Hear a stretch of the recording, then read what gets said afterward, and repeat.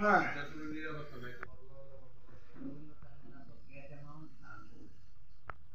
এগুলো কেউ থাকে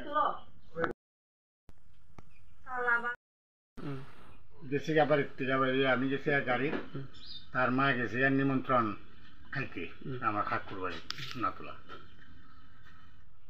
তারপরে আমরা 4টার সময় আইসি বাড়ি, দেখি ঘরের তালা ভাঙ্গা, ঠাকুর ঘরের তালা ভাঙ্গা।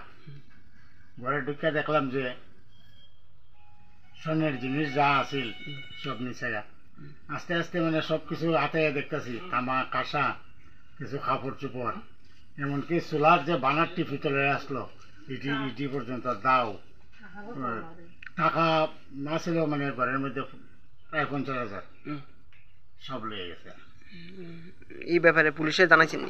এবার আমরা গেছি পুলিশের এখানে, থানার গেছি, অ্যাপ্লিকেশন দিয়েছি, থানা আইছিল।